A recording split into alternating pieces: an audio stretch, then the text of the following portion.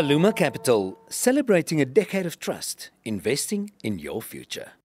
Nou ja, ons gaan vandag 'n bietjie nuus bespreek, nee Jennifer. Ons gaan en ons begin sommer vanoggend by Malema se vuurwapensaak. Ja, ons almal weet dat Malema skuldig bevind is in die hof vir die afgelope week. Daar is daar allerlei spekulasie van 'n klomp mense af, maar die feit bly staan. 'n Klag soos hierdie staan die kans om tronkstraf te kry tussen 15 en 25 jaar.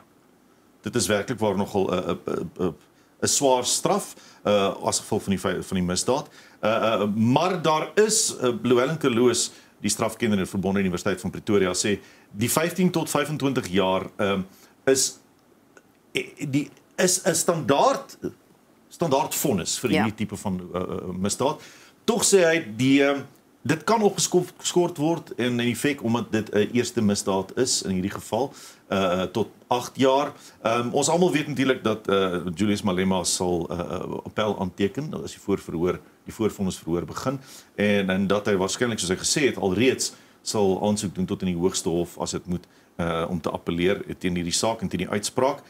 Daar is 'n klomp komponente hier aan. Volgens Kerloos sê hy appel is moontlik, maar mense moet agneem dat Julius Malema eed afgelê het om die wet te onderhou as 'n LP en ook as 'n lid van die regterlike dienskommissie. Ja.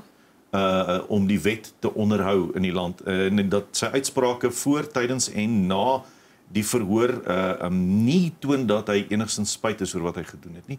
So mense moet dit in ag neem en dit sal dan deel wees van die appel. Ja, ek dink ons almal hou ons asems op vir Januarie om te sien, jy weet wat gebeur met die vonnisoplegging. 23 Januarie. 23 Januarie. Dan die ander groot storie hierdie week in die nuus was natuurlik die dood van Nathi Ntetwa gewees. Ja. Daar steeds ondersoek aan die gang. Ronald Lamola het ook gesê hulle wag vir die ondersoek om afgehandel te word, maar Netwerk 24 berig dat Nathi Ntetwa se broer gesê, jy weet, dis wel moeilik om te glo dat hy selfdood sou gepleeg het. So dit is, en ek haal aan, hy sê Nathi Ntetwa se familie glo nie dat hy homself om die lewe gebring het nie, of dalk was daar tekens van selfdood wat bloot misgekyk is wonder sy broer sê hy het die maandagoggend nog met Ntetwa gepraat wat hom op besigheid iewers heen gestuur het. So hy het daai maandagoggend nog met hom gepraat en kort daarna was hy in 'n vergadering gewees en toe hy boodskappe gekry van familielede wat gesê het julle hierdie gesien op Twitter of daai gesien en so het hy eintlik uitgevind dat sy broer oorlede is. Het hy die maandagoggend nog vir hom gestuur om Richards Bay toe te gaan vir werk. So die maandagoggend was hy nog besig, ja. Ja, so dit is regtig nogals interessant om te sien wat daar gebeur en ek dink almal wag vir die ondersoek om afgehandel te word voordat mense te veel bespiegel. Ja. Hy was in 2008 tot 2014 minister van polisie, 2014 tot 2023 minister van kuns en kultuur en hy was 'n LP gewees van 2002 tot 2008. So jy weet, is iemand wat ons almal ken of die naam al geken het. Hy is genoem in baie kommissies en mense wonder eintlik maar net wat eintlik daar gebeur het agter die kap van die bel te kom. Absoluut. Daar is 'n klomp spekulasie, maar ek dink nie mense moet spekuleer tot daar duidelikheid is. Ek weet die Franse polisie sal teen vroeg volgende week die einde aan hulle ondersoek doen. Dan moet mense praat oor die korrupte kaders in die ANC volgens Fikile Mbalula is nou op hulle eie. Ja, so Fikile Mbalula was nogals erg uitgesproke oor die feit dat korrupte kaders nie in die ANC behoort nie en hy sê hulle sal voor die integriteitskomitee verskyn ook enigins Senzo Mqunu gaan ook voor die integriteitskommissie verskyn. En hy sê net hulle is nou op hulle eie. Die ANC het nie 'n reël van asseblief sluit ons aan en wees korrup nie. Dit is nie, dis teen hulle waardes. Jy lag nou. Hy sê dit is absoluut teen hulle waardes. Dis nie waarvoor hulle staan nie. Hulle staan vir vooruitgang, die land beter maak. En dan sê hy ook, en ek haal aan, die ANC se standpunt is onmiskenbaar. Ons sal nooit korrupsie verdedig nie. Ons sal dit bloot lê, hanteer en verslaan. Diegene wat korrupsie pleeg, kan nie agter die ANC wegkruip nie, kan nie saam met ons misdade betrek nie en kan nie sê hulle is van die ANC nie. Die ANC sal nie saam met diegene sink wat die pad van korrupsie kies nie. Ons weet ook hy is een van die mense wat, of sy naam word baie genoem, as een van die mense wat dalk 'n opvolger vir president Ramaphosa wil wees. Dit is ook interessant. Dat sy naam nog nie heeltemal so erg onlangs by korrupsie betrek word, so baie soos Paul Mashatile wat so half die ander persoon is in daai resies of die name wat genoem word tot die volgende president moontlik nie. Tjoe, dis lekker om te hoor dat alles nou gaan verander. Is dit nie, nee? Een ding wat wel verander ook is dat daar nou malaria in die Vrystaat is. Ja. Wel, dit lyk so. 'n boer in naby Lukhof is ongelukkig oorlede aan malaria en daar is nou 'n reaksiespan ontplooi. Nadat die boer dood is, sy seun en sy vrou is ook gehospitaliseer daarna. As gevolg van malaria. Dit is eintlik nogal 'n baie tragiese storie. Elbie Grobbelaar, hy's 'n aktiewe lid van die boeregemeenskap en help landbou spesifiek in die area. Dit is baie interessant en baie hartseer om te hoor dat malaria daarin gekom het. Ons weet nog, hulle weet nog nie hoe nie. Dit word ondersoek. Die span het 'n omvattende kliniese gegronde reaksie in werking gestel. Aldus Monyatsu Matlatsi, die Vrystaatse LR vir gesondheid. En hulle beskerm en om die beskerming en die verspreiding te voorkom van malaria. Toesig is verskerp, muskietbeer word geteken en pasiënte word vinnig getoets en behandel. Die risiko vir die publiek bly egter laag, het hy benadruk. So die reaksies van mense wat op Grobbelaar se afsterwe sê, wat 'n pragtige jong man het om geken as 'n voorsitter van die Vrystaat Landbou se jong boerkomitee, bitter jammer vir hom en sy gesin. So dis interessant in die Vrystaat malaria.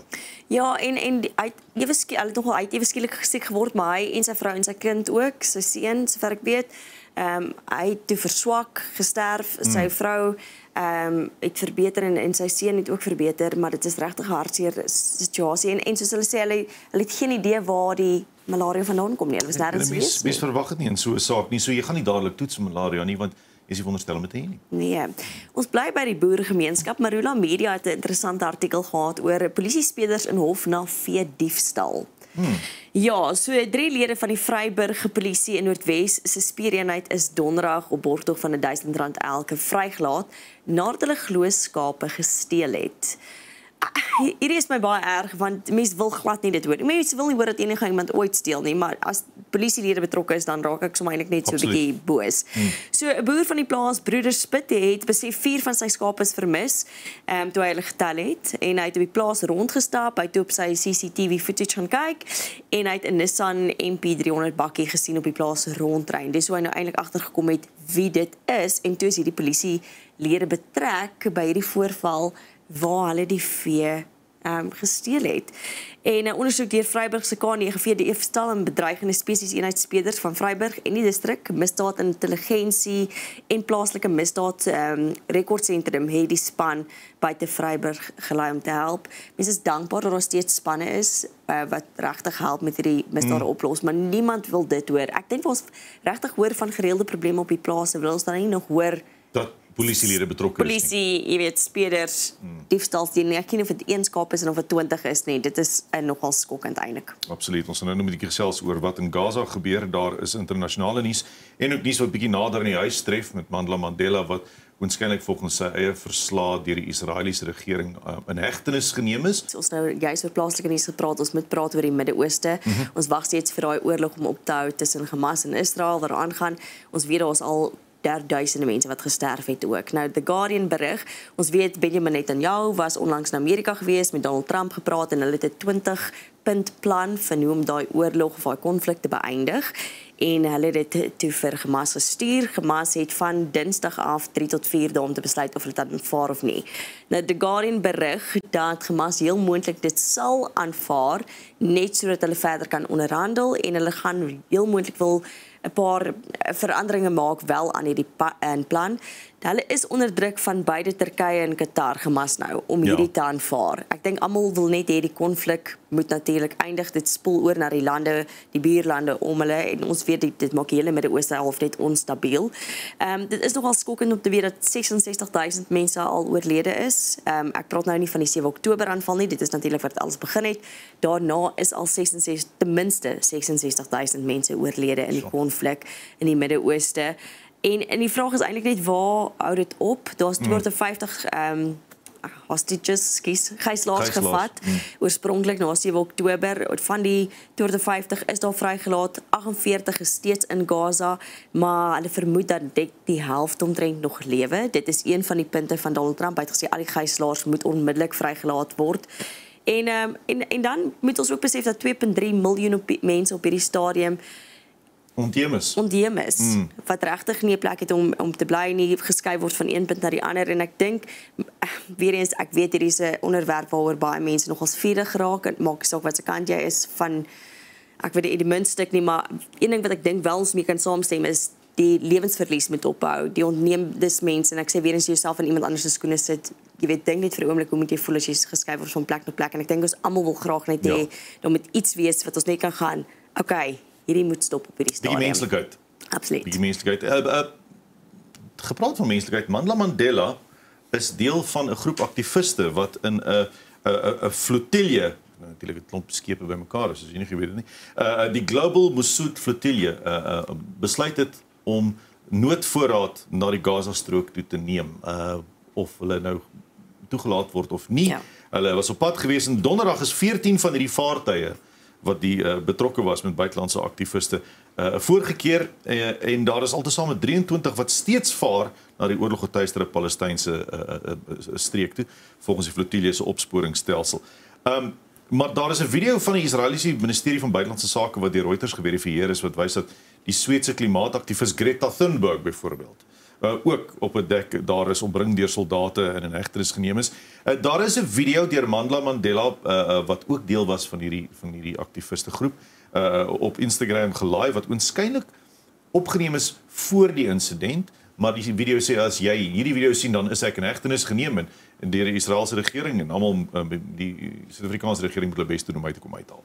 So daar is mense wat op hulle eie manier probeer humanitêre hulp aan die mense van Gaza verleen. Mense moet kyk hoe hierdie gaan. Dit is 'n baie sensitiewe saak en natuurlik mense dink aan internasionale reg en internasionale water. Is dit nagekom? Daar's 'n klomp vrae. Ja. Maar ja, ons moet kyk wat gebeur. Ja, daar is ook die eerste keer wat Greta Thunberg probeer, jy weet, hulp vat nie. Ek dink dit is nou die omtrent 2 of 3 keer wat sy daar is. Ja. Maar ja, dit is definitief 'n saak wat ons gaan op. En jy praat so van internasionale reg, dan moet ons ook praat oor Caster Semenya. Ja, vir jare nou weet ons al dat Caster Semenya 'n saak het teen wêreldsport, laat sy wêreldatletiek dat sy wil deelneem as 'n vrou in haar spesifieke veld. Daar is bevind deur verskeie howe dat sy onder andere nie kon klassifiseer om deel te neem van 'n vrou nie, maar volgens 'n Sweedse die Oostenrykse menseregte kommissie is daar bevind dat sy nie 'n regverdige verhoor gehad het in meeste van hierdie verhore nie en dat sy kan appel aanteken. Intussen is daar wetgewing ingebring wat sê dat vroue verplig is om 'n genetiese toets te ondergaan om te kyk wat die stand van hulle kromosone is om die teenwoordigheid van Y-kromosone te bepaal indien wel. Maar intussen het Caster se prokureur in 'n brief laat weet dat sy gaan verkies om nie verder aan te gaan met die hofsaak nie. En sy het besluit om meer te fokus op afrigting op hierdie stadium. So ek dink Caster is 'n baanbreker geweest daar vir hierdie tipe van gesprekke om te gebeur. En dis goed dat mense daarna gekyk het en dat wêreldatletiek daarna gekyk het. Ja, absoluut. Dan ek wil nou sê dis bietjie ligter nuus, maar ek weet nie hoe lig dit is nie. So IOL het 'n artikel gehad van 'n man in Durban wat besluit het hy gaan sit by 'n restaurant en eet. So het die man omtrent R1500 se kos opgeëet. En toe aan die einde van Hoe eet jy so baie kos? Nee, ek is ook nie seker wat hy geëet het nie. Dit was vir my nogal so interessant dat hy R1500 se kos opgeëet het, maar okay, hy het R1500 bestel. Ek weet nie wat hy bestel het. Dalk het hy champagne bestel of ietsie ook. Maar toe die rekening nou kom, toe sê hy vir die kelners, ek jammer, maar ek kan nou nie hierdie betaal nie. So wat nou? Ek weet, so dit voel soos net soos iets in die flieks wat mense soos Dine and Dash en dit. Maar nou presies. So toe bel nou sekuriteit, maar voordat die sekuriteit daar aankom, het die eienaar van die restaurant die man nou in sy kraag gesleep en gesê nou maar dan gaan jy skottelgoed kom was. En toe het hy hom daar in die kombuis die vuil skottelgoed laat was. So totdat die sekuriteit daar aangekom het om hom weg te neem en hy aangekla word. So daar is nie net 'n mite dat as jy nie gaan betaal gaan jy skottelgoed was nie. Daar staan hy was al die vuil skottelgoed dan nou. Jy weet, mense dink hulle kan wegkom met alles. Nee, dis vreemd en jy kan nie dit net doen nie. So Rol jy maar op, jy sal sien het. hy het, so hy het hardloop by ten minste wel gesê hy kan nie betaal nie. Hy het bestel maar hy kan nie betaal nie. En dan Pierre eindig ons met 'n storie oor 'n veearts wat sê kyk mooi na jou diere. Ja, ons gaan nou later vandag in die program praat hoe juis met 'n veearts uit Pretoria uit en nog 'n kies 'n storie uit Pretoria uit oor honde wat 'n mens dalk na moet kyk. Kyk mooi na jou honde sê die veearts want daar is hondesiekte in Pretoria, hoogs aansteeklike hondesiekte of distemper. Wat tans in Pretoria versprei nogal dramaties so. Dit het 'n verskeie impakte op jou diere, maar daar is inentings, genoeg inentings en daar's die 5-in-1 inenting wat hulle ook noem. Maak asseblief seker dat jou diere ordentlik ingeënt is. As jy in Pretoria bly, veral in jou hond het kontak met ander honde op 'n sosiale vlak of as jy gaan stap in 'n park of by 'n hondelesklas of iets, asseblief maak tog seker dat jou hond ordentlik ingeënt is en jy ons dierbare lieflingkinders mekaar nie aansteek nie. Dit is 'n verskriklike siekte vir honde. Dit kan nie oorgedra word na mense toe nie. So ons is veilig, maar asseblief pas jou honde op en keer asseblief en rapporteer hierdie voorvalle by veearts as jy die kans kry. Dis baie belangrik daai. Dis dan nou al vir volgens krantbesprekings. Bly net daar waar jy is. Ons is nou weer terug. Aluma Capital, celebrating a decade of trust, investing in your future.